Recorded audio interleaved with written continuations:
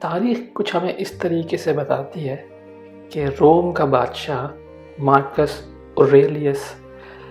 کا ایک مشیر تھا جو ہر وقت اس کے ساتھ ہوتا تھا، جہاں وہ جائے وہ اس کے ساتھ ہوتا تھا،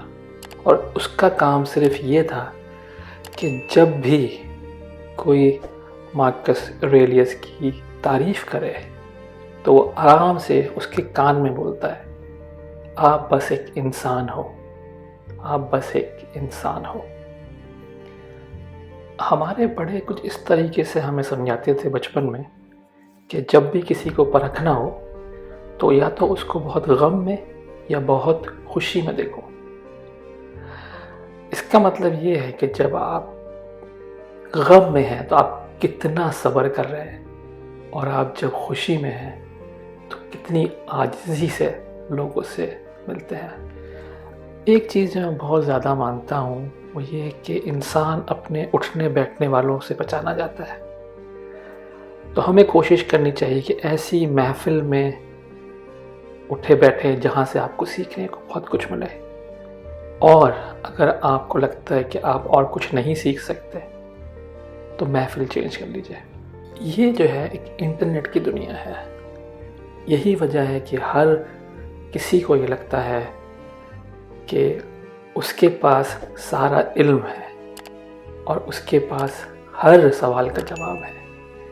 یہی وجہ ہے کہ ہم نے اپنے آپ کو محدود کر دیا ہے بس اس دنیا سے، جبکہ مجھے لگتا ہے کہ ابھی بھی ہم بہت کچھ سیکھ سکتے ہیں اپنے ارد گرد کے لوگوں سے۔ آپ کی زندگی میں بہت دفعہ ایسا ہوتا ہوگا کہ کوئی چیز جو ہے بار بار آپ کے سامنے آتی ہے۔ مجھے لگتا ہے کہ یہ زندگی کا ہمیں کچھ سکھانے کا ایک طریقہ ہے، اور وہ اس چیز کو بار بار ہمارے سامنے لے کے آتے ہیں جب تک ہم وہ سبق سیکھ نہ جائے، اور جس دن ہم وہ سبق سیکھ جاتے ہیں وہ چیز ہمارے سامنے سے چلی جاتی ہے۔ جب ہم اس بات کو سمجھ لیں گے کہ ہم اس دنیا میں کچھ سیکھنے کے لیے آئے ہیں تو پھر ہم دوسروں کو نیچے دکھانا بند کر دیں گے، دوسروں کی برائیاں کرنا بند کر دیں گے، اور کوشش کریں گے کہ ہر کسی سے کچھ نہ کچھ سیکھنے کی کوشش کریں، اور پھر اس علم سے، اس سبق سے ہم اپنے گول کی طرف بڑھیں آگے۔ اپنی تعریف سننا سب کو اچھا لگتا ہے، یہی وجہ ہے کہ ہمارے بڑے ہمیں ہمیشہ سکھاتے تھے کہ